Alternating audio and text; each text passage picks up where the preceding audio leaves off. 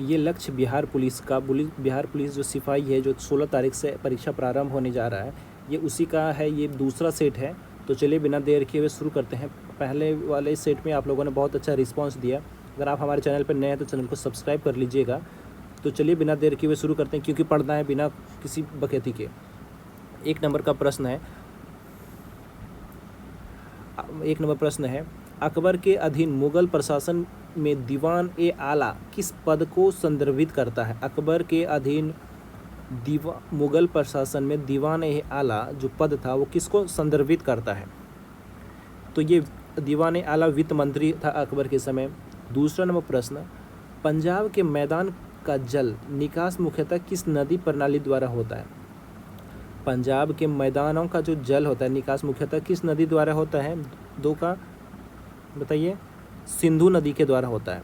3 number प्रश्न, भारतीय संविधान का कौन सा अनुच्छेद उच्च न्यायालयों के न्यायाधीशों द्वारा शपथ या प्रतिज्ञान से संबंधित है? क्या पूछा? उच्च न्यायालयों के न्यायाधीशों का पूछा है, ठीक ना, न्यायाधीशों का। तो 3 नंबर के क्या हो जाएगा? 219, आर्टिकल 219 में है। 4 नंबर प्रश्न, आधुनिक काल का डैश प्रसिद्ध तंजावुर बंधु द्वारा आकार दिया गया, जिसमें 4 नटवरनाल, पोन्नियान देवियन, शिशु और शिवानंदम और चित्रवने शामिल थी। किसमें थे? भरतनाट्यम में शामिल है। 5वां नंबर प्रश्न, किस पंचवर्षीय योजना का उद्देश्य भोजन कार्य और उत्पादन पर ध्यान केंद्रित करते हुए खाद्यान्न उत्पादन में तेजी लाना, रोजगार के अवसर बढ़ाने के उत्पादन बढ़ाना था? किसमें था?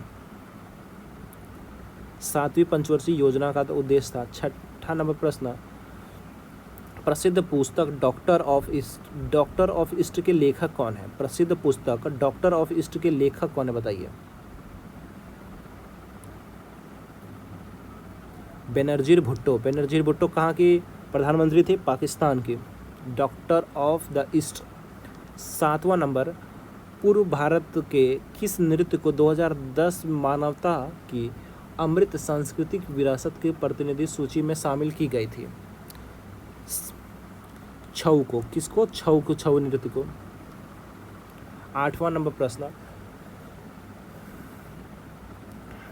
2 व्यक्तिगत ओलंपिक पदक जीतने वाले प्रथम भारतीय महिला एथलीट्स कौन बने?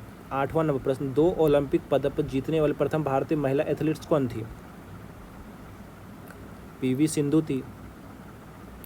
9 नंबर, निम्नलिखित में से कौन सा बंदरगाह भारत के पश्चिमी तट पर स्थित है? कौन सा बंदरगाह है जो भारत के पश्चिमी तट पर स्थित है? कोचीन बंदरगाह भारत के पश्चिमी तट पर स्थित है। 10वां नंबर, भारत की जनगणना 2011 के अनुसार निम्नलिखित में से किस पूर्वोत्तर राज्य की जनसंख्या सबसे अधिक है? भारत की जनगणना 2011 के अनुसार किस पूर्वोत्तर राज्य की जनसंख्या सबसे अधिक? पूर्वोत्तर राज्य में पूछा है तो असम की जनसंख्या सबसे अधिक है, ठीक ना। 11 नंबर प्रश्न, खींचे हुए रबड़ बैंड द्वारा किस प्रकार की ऊर्जा स्थिति? खींचे हुए रबड़ बैंड में स्थितिज ऊर्जा होती है। कौन सी ऊर्जा होती है? स्थितिज ऊर्जा।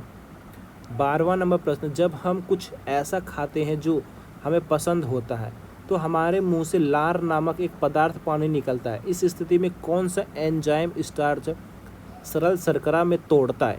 बायोलॉजी से प्रश्न है, बताइए। 12 नंबर का क्या हो जाएगा? एमाइलेज एंजाइम से लार बनता है और सरल शर्करा को तोड़ता है। 13 नंबर प्रश्न, एक विद्युत बल्ब में विद्युत ऊर्जा डैश की ऊर्जा में परिवर्तित करता है। विद्युत ऊर्जा जो है, एक विद्युत बल्ब में विद्युत ऊर्जा को डैश में परिवर्तित करता है, बताइए। 13 नंबर प्रश्न क्या हो? विद्युत ऊर्जा को ऊर्जा में या तो प्रकाश ऊर्जा में भी ऑप्शन हो सकता था। 14 नंबर प्रश्न, कौन सा विटामिन एस्कॉर्बिक एसिड के नाम से जाना जाता है? 14 नंबर बताइए। 14 का सी हो जाएगा। विटामिन सी को एस्कॉर्बिक एसिड के भी नाम से जाना जाता है। 15 नंबर प्रश्न, निम्नलिखित में से कौन सा पदार्थ दाब में परिवर्तन के अधीन होने के आकार में सबसे कम परिवर्तन का अनुभव करता है? कौन करता है? ठोस करता है। 16 नंबर प्रश्न, विक्रमशिला गंगा डॉल्फिन अभ्यारण्य भारत के एकमात्र डॉल्फिन अभ्यारण्य बिहार के किस जिले में स्थित है? जहां से मैं हूं वहीं से है। भागलपुर से। 17 नंबर प्रश्न, बिहार का कौन सा शहर केले के शहर से नाम प्रसिद्ध है? हाजीपुर। इससे पहले वाला जो सेट करा है उसमें भी ये वाला प्रश्न था, केले वाला शहर के लिए हाजीपुर। 18 नंबर प्रश्न, नवलखा पैलेस बिहार में किस जिले में स्थित है? नवलखा पैलेस बिहार में के किस जिले में स्थित है? 18 नंबर प्रश्न बताइए। नवलखा पैलेस बिहार में मधुबनी में है। 19 का होगा, बिहार की जनगणना 2011 के अनुसार बिहार में महिला साक्षरता कितनी थी? आप अगर बिहार एग्ज़ाम देने जा रहे हैं तो जनसंख्या से महिला कितने प्रतिशत है, पुरुष कितने, ग्रामीण जनसंख्या, इसको याद कर लें।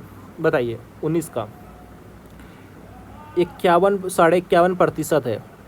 बिहार में 2011 की जनगणना के अनुसार महिला साक्षरता कितनी है? 51.51%। और डी नंबर कितना, पुरुष साक्षरता प्रतिशत है 61.80। अब 20 नंबर प्रश्न है, बिहार में निम्नलिखित में से कौन सा जिला झारखंड के समीप पर है? कौन सा जिला है जो झारखंड के समीप है, यानी सटा हुआ बोल सकते हैं, पूछा हुआ है। 20 का प्रश्न बताइए। तो 20 में जो सभी है, रोहतास, औरंगाबाद, गया, ये सभी ना और झारखंड से सटे हुए राज्य हैं।